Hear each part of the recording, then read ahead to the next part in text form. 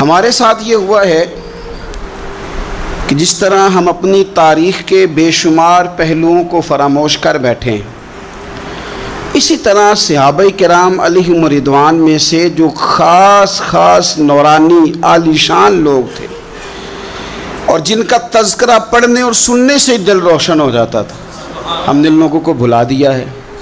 بزرگان دین کے عرس نہ صرف یہ کہ ہمارا نظریہ ہے، بلکہ وہ دین کا ایک بہت بڑا حسن ہے، لیکن یہ کہ ان بزرگان دین کے عرس کے ساتھ ساتھ اگر ان بزرگوں کی یادیں بھی بنائی جاتی، ان کے روشن تذکرے بھی لوگوں کے سامنے رکھے جاتے، تو امت کی جو آنے والی نسلیں تھیں وہ ان کو اپنا رہنما، اپنا مقتدا، اپنا پیشوا تسلیم کرتی، اور یہ وہ رہنما تھے جنہیں حضور نے امت کا رہنما کہا۔ اصحابی کالنجوم، یہ ستارے ہیں میرے صحابہ، کسی کے پیچھے چلو گے تو اللہ تمہیں ہدایت عطا کرے گا۔ ان میں سے ایک صحابی کا تذکرہ، ایک جلیل القدر امین امت، السابقون الاولون میں سے چمکتے ہوئے ستارے، حضرت ابو عبیدہ بن جراح رضی اللہ تعالیٰ۔ حضرت ابو عبیدہ بن جراح رضی اللہ تعالیٰ عنہ ان قرون اولیٰ کے لوگوں میں سے جنہوں نے بالکل ابتدا میں حضور کے دست اقدس پر کلمہ پڑھ لیا تھا، بالکل شروع میں دار ارقم کے دنوں میں، شاید اس سے بھی قبل۔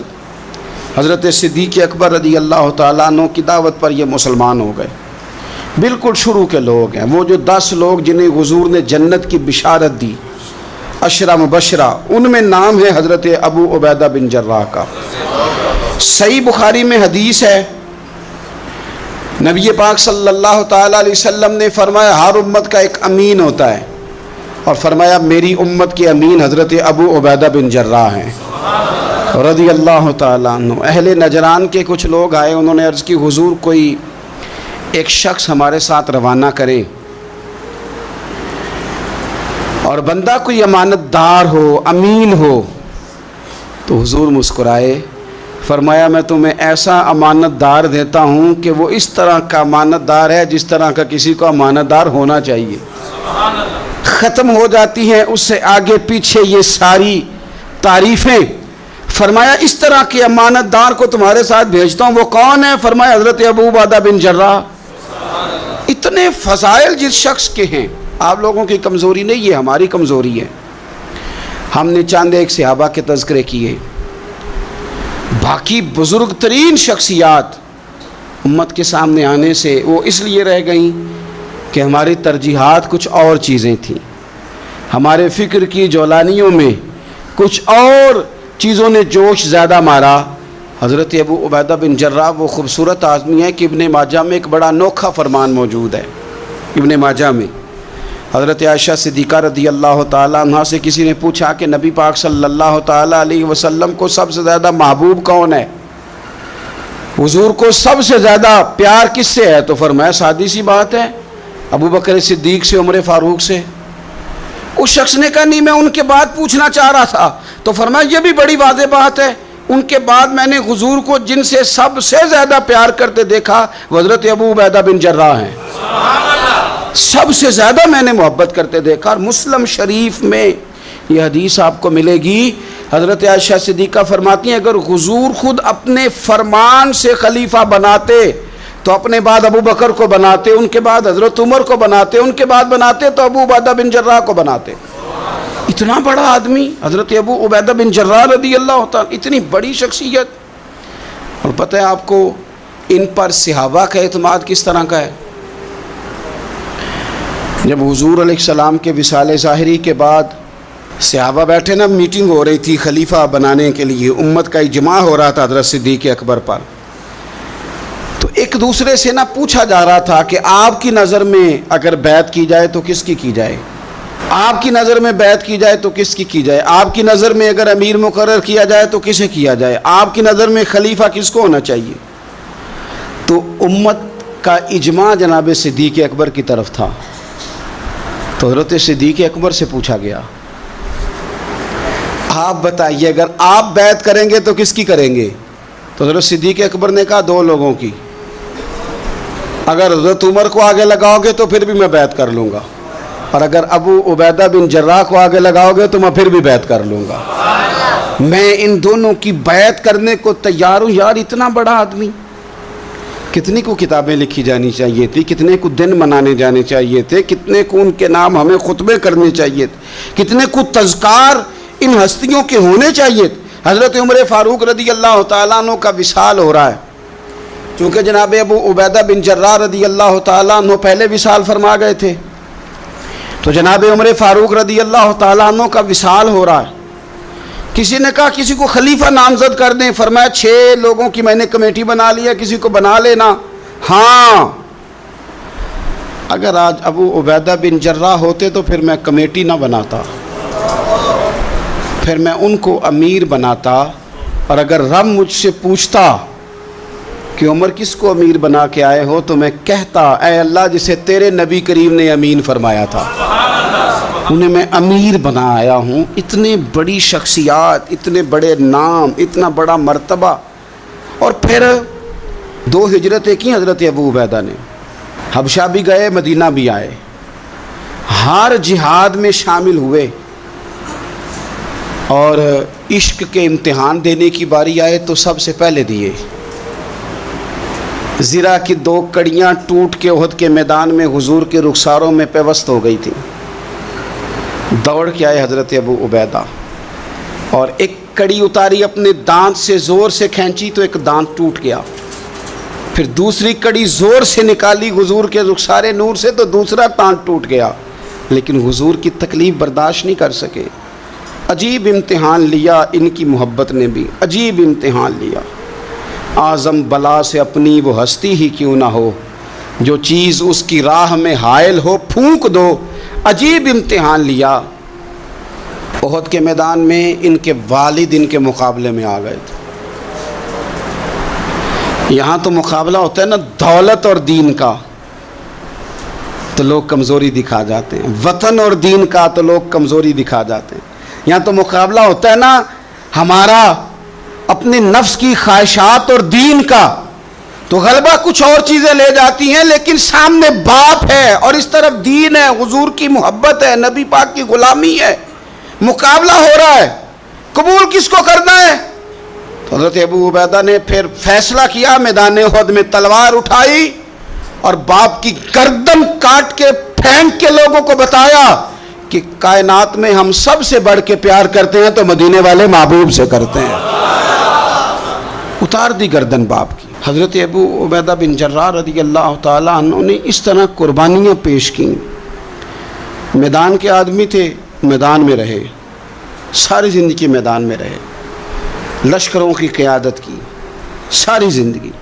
حضرت ابوبکر صدیق رضی اللہ تعالیٰ عنہ نے ان کو جہاد کے لیے بھیج دیا تھا. حضرت عمر کا بڑا اعتماد رہا. دوستی کس سے تھی؟ حضرت معاذ بن جبل سے. گہرے دوست کون تھے؟ حضرت خالد بن ولید. ان لوگوں سے گہری دوستی تھی. سادہ بود و باشت, سادہ کھانا, سادہ اٹھنا بیٹھنا, سادہ مزاج. حضرت عمر فاروق رضی اللہ تعالیٰ عنہ ملک شام گئے, یہ بھی ملک شام میں تھے. جناب عمر فاروق کے مزاج میں جلال تھا. آپ نے کچھ لوگوں کو دیکھا جنہوں نے زرق برق لباس پہن لیے, بڑے بڑے عالی شان بنگلے بنا لیے, بڑے بڑے گھروں میں رہنے لگے. تو حضرت عمر کو اتنا جلال آیا کہ زمین پر اتر کے نا سنگریزے اٹھا کے تو لوگوں کو مارتے تھے. فرماتے تھے اتنی جلدی حضور کی تعلیم بھول گئے اور تم نے اجمیوں کے طریقے اپنا لیے. اتنی تکلیف کے ساتھ حضرت عمر گفتگو کرتے, لیکن حضرت ابو عبیدہ سے ملتے تو فرماتے یار تھوڑی روٹی بھی کھایا کر, کبھی تو بھی کپڑے بدل لیا کر. اتنا فقر, اتنی سادگی. اولین لوگوں میں سے جن کے لیے لوگ مسلمانوں کا امیر المومنین بنانے کی باتیں کر رہے ہیں, حضرت عمر ملنے گئے تو کسی چٹائی کے ٹکڑے کی تہ 2-3 لگا کے گھوڑے پہ اس کو رکھ لیا جاتا تھا سواری کرنے کے لیے تاکہ پسینہ نہ آئے. اسی کو اتار کے نا تو سرانہ بنا کے بیٹھے لیٹے ہوئے زمین پہ. حضرت عمر ملنے گئے تو حضرت عمر فاروق رضی اللہ تعالیٰ عنہ کو بھی اپنے ساتھ زمین پہ بٹھا لیا. تو حضرت عمر فرمانے لگے میں نے تو روٹی کھانی ہے تجھ سے, دوست ہے میرا, کھانا کھلا. تو کہنے لگے کھلاتے ہیں نا, کھلانا کیوں نہیں. یہ بھی لوگ تھے, اسی دھرتی پہ رہتے تھے. ان لوگوں کو نا کسی چیز نے اپنے قبضے میں نہیں لیا، نہ عورتوں کی باتیں انہیں بہلا سکیں، نہ بچوں کی خواہشات کے ہتھے چڑھے، نہ زمانے کی تیز دوڑ میں شامل ہوئے، نہ کسی کہانی کا حصہ بنے، نہ لوگوں کی یہ باتیں کہ دور بدل گیا، کوئی چیز ہیوی نہیں ہوئی، اس لیے کہ انہوں نے فقیری مدینے والے محبوب سے سیکھی تھی۔ فقر میرے نبی کریم علیہ السلام سے سیکھا تھا، فقر تازہ تھا، ذہن وسیع تھا۔ حضرت سیدنا عمر نے کہا روٹی کھانی ہے تو تھیلے میں ہاتھ ڈالا، 2 خشک ٹکڑے روٹی کے نکالے اور فرمایا کھا لے، تو حضرت عمر نے پکڑ کے منہ میں رکھے، چبائے، اور جناب عمر رو پڑے، فرمانے لگے ہر بندے کو دنیا نے اپنے قبضے میں کر لیا ہے، لیکن ابو عبیدہ تو آج بھی بچا ہوا ہے، دنیا تجھے اپنے جال میں پھنسا نہیں سکی، تو قابو نہیں آیا، تو آج بھی اپنی جگہ پہ قائم ہے، تو وہیں کھڑا ہے جہاں مدینے والے محبوب نے ہمیں کھڑا کیا تھا، تو وہیں کھڑا ہے یار۔ اتنے حسین آدمی، اتنا بڑا نام، اتنا بڑا قد، اتنا بڑا کردار، اتنا بڑا حسن، ہزاروں کی فوج کے سپہ سالار ہیں، اگر میں کہہ دوں چیف آف آرمی سٹاف ہیں، میرا خیال ہے میری بات غلط نہ ہوگی، اتنی بڑی فوج کے سپہ سالار، اور اس فوج کے سپہ سالار جس میں کئی دفعہ سپاہی بن کے حضرت خالد بن ولید بھی لڑائی کر رہے ہیں، اتنی بڑی فوج کو کمان کرتے ہیں، لباس وہی سادہ، غذا وہی سادہ، انداز وہی۔ رومی بہت بڑی طاقت سمجھتے تھے اپنے آپ کو۔ جناب عمر کے زمانے میں ان کے خلاف لشکر کشی ہوئی، امیر کون ہے؟ حضرت ابو عبیدہ، ہاتھ میں تلوار پکڑی، گھوڑے پہ بیٹھے چلے گئے، محاصرہ کر لیا رومیوں کا، گھیر لیا۔ اب رومیوں نے کچھ تھوڑی سی مزاحمت کرنے کی کوشش کی، باہر آئے، لیکن کچھ بھی نہ ہو سکا، منہ کی کھا کے واپس اندر چلے گئے۔ کئی دنوں سے حضرت ابو عبیدہ کی فوج نے محاصرہ کیا ہوا ہے، جب تنگ آ گئے تو پیغام بھیجا کہ ہم صلح کرنا چاہتے ہیں۔ فرمایا صلح تو مسلمانوں کا پسندیدہ کام ہے، آ جاؤ۔ انہوں نے کہا جی ہم جزیہ دے دیں گے، ہم کسی طریقے مسلمانوں کے اطاعت میں آ جائیں گے، آپ ہم سے بات کریں۔ فرمایا بھیجو۔ ان کا سپہ سالار آیا، انہوں نے روب ڈالنے کے لیے نا مسلمانوں پہ سپہ سالار کو بڑے قیمتی کپڑے پہنائے، زرق برق لباس، عالی شان پوشاکیں، 5-7 لوگ ساتھ، یہ لوگوں کا طریقہ ہوتا ہے۔ وہ پریشر ڈالنے کے لیے لوگ کرائے کا مکان بھی خرید لیتے ہیں، کرائے کی کار بھی حاصل کر لیتے ہیں، لوگوں کے برتن بھی استعمال کر لیتے ہیں، کسی کے گھر سے فرنیچر بھی منگوا لیتے ہیں۔ تو آپ نے نا وہ زرق برق لباس پہنے ہوئے ان لوگوں کو آتے دیکھا، اب وہ بڑے اپنے انداز میں تو روب ڈالنے کے لیے آئے تھے نا، تو آ کے پوچھا مسلمانوں کے امیر کہاں ہیں لشکر کے؟ تو انہوں نے کہا ادھر ہی تھے، یہیں کہیں ہوں گے۔ وہ بڑا حیران ہوا کہ ہم تو بڑے لاؤ لشکر کے ساتھ آئے۔ یاد رکھ لیں روب کپڑوں کا نہیں ہوتا، روب کردار کا ہوتا ہے۔ پھر پوچھا کہاں ہیں؟ نے کہا جناب وہ سامنے خیمے میں دیکھ لو۔ وہ خیمے میں گئے تو اتنی بڑی فوج کا سپہ سالار زمین پہ بیٹھے اور اپنے تیر سیدھے کر رہے ہیں۔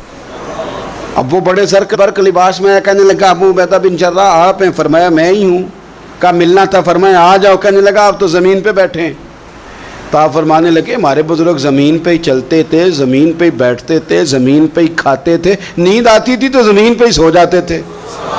وہ حیرانگی سے کہنے لگا آپ اتنے بڑے سپہ سالار ہو کے اس طرح رہتے ہیں؟ فرمانے لگے میری ضروریات ساری پوری ہوتی ہیں، پھر بھی کبھی کوئی مشکل بن جائے تو میں تھوڑا سا قرضہ لے لیتا ہوں حضرت معاذ بن جبل سے، ان کو مشکل آ جائے تو مجھ سے لے لیتے ہیں۔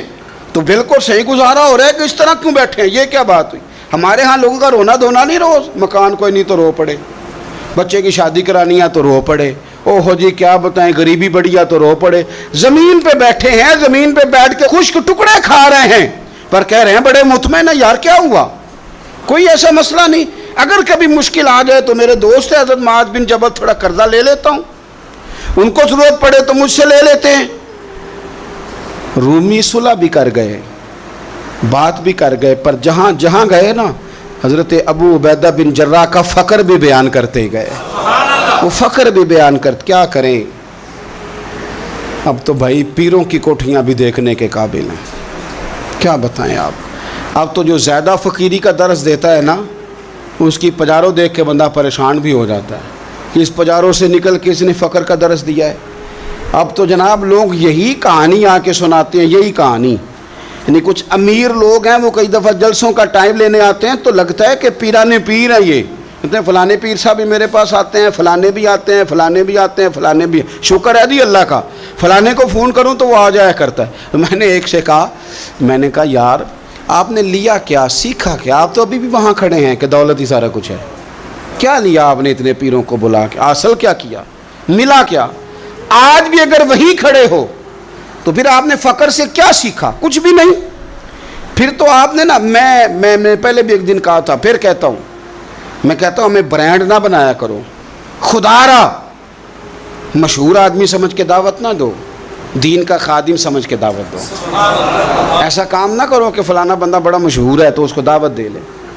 کبھی کبھی بڑی تکلیف، میں ابھی تھوڑے دن پہلے بڑے لمبے سفر پہ تھا، صبح میں 8:30 گھر سے نکلا، 8:30، اور میں 2-2:30 بجے وہاں پہنچا، لیکن 10 کیمرے لگے ہوئے، آپ کی کار سے نکلنے کی فوٹو، آپ کی بیٹھنے کی فوٹو، آپ کے آنے کی فوٹو، میرے گھر میں داخل ہونے کی فوٹو، فریزر کے ساتھ فوٹو، اندر والے دروازے کے ساتھ فوٹو۔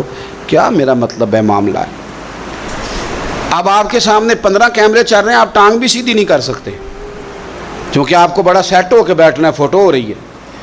تو کافی ٹائم گزر گیا تو میں نے ان سے کہا کہ یار میں 7-8 گھنٹے، مجھے مہربانی کرو ٹانگیں تو سیدھی کر لینے، اس کو ذرا بند کرو کیمرے کو، اور مہربانی کرو ایک پانی کا گلاس ہی دے دو، چائے کا کپ ہی پوچھ لو۔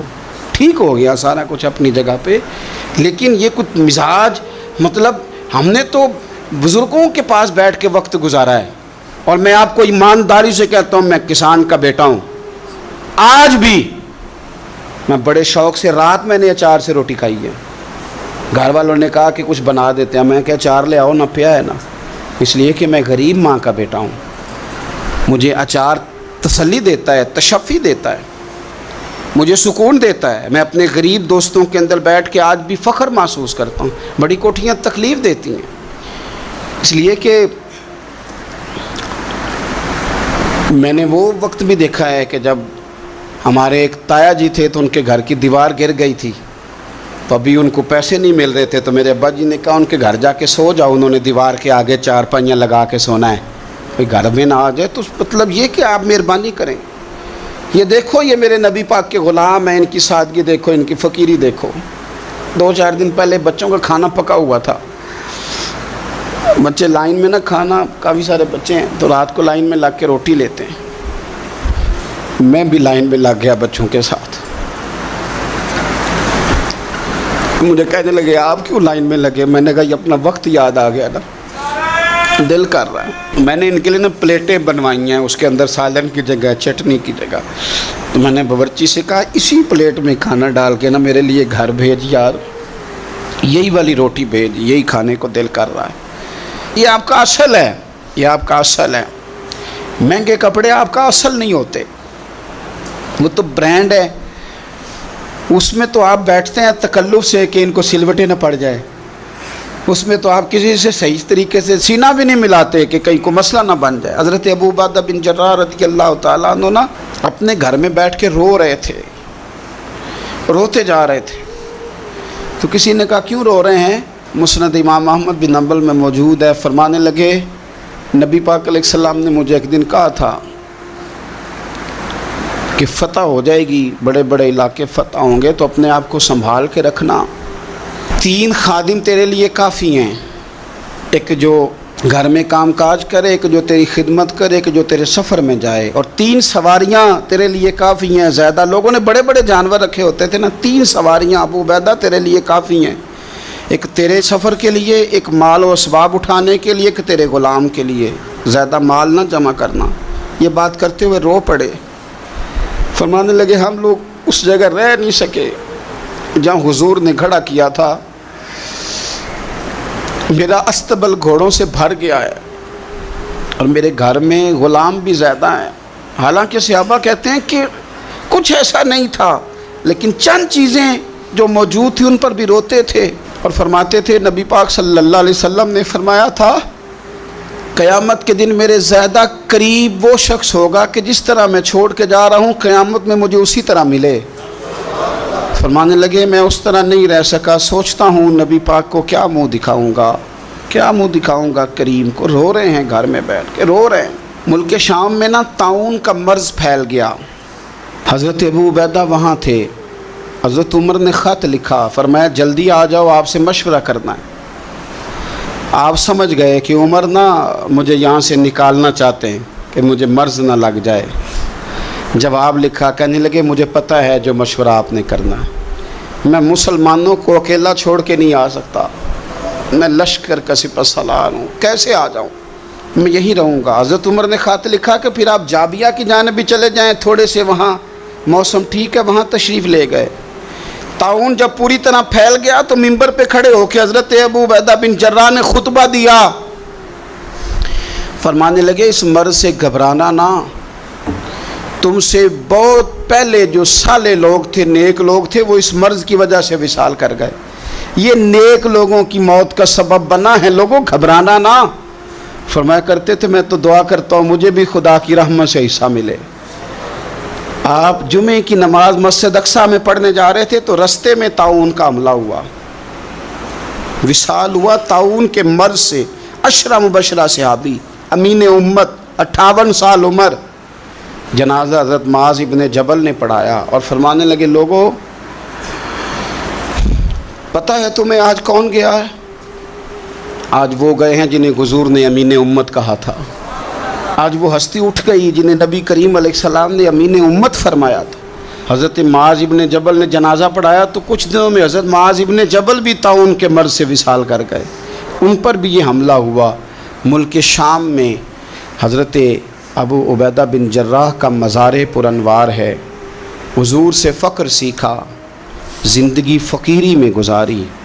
ان لوگوں نے کسی مقام پہ بھی اپنے آپ کو حضور کی تعلیمات سے پیچھے نہیں کیا، عظیم لوگ تھے۔ ان کی زندگیوں کو پڑھیں، ان کے اقوال کو سنیں، ان کے ارشادات پر غور کریں، اور بڑے اعلیٰ ظرف تھے۔ حضرت خالد بن ولید گورنر تھے صوبے کے، جناب عمر فاروق نے ان کو معزول کر کے حضرت ابو عبیدہ بن جراح کو تعینات کر دیا۔ ان کو جب تعینات کیا تو ادھر جنگ جاری تھی، تو انہوں نے نا وہ تعیناتی کا جو رکا تھا وہ جیب میں ڈال لیا، بتایا ہی نہیں، جنگ ہوتی رہی۔ حضرت خالد بن ولید کو کسی اور نے بتایا تو فرمانے لگے بعد میں آپ نے مجھے بتایا کیوں نہیں؟ آپ فرمانے لگے کوئی جلدی تو تھی نہیں، حالانکہ گورنر بنا دیے گئے اور جنگ ہو رہی تھی، میں نے کہا چلو بعد میں بتا دیں کہ کوئی مسئلہ نہیں۔ ایک دفعہ حضرت ابو عبیدہ بن جراح کو معزول کر کے حضرت خالد بن ولید کو سپہ سالار بنایا گیا، تو آپ فرمانے لگے سن خالد، جتنی خوشی مجھے اپنے سپہ سالار بننے کی ہوئی تھی اس سے بڑھ کر تیرے بننے کی ہوئی ہے۔ کسی جگہ کسی عہدے کا لالچ نہیں، کسی جگہ کوئی دنیا داری نہیں، فقر، فقیری، درویشی، سادگی، حسن تھا۔ عشرہ مبشرہ لوگوں میں سے تھے۔ اللہ کے حضور دعا ہے مالک کریم سمجھنے کی توفیق عطا فرمائے۔ آخر دعوانا ان الحمدللہ رب العالمین۔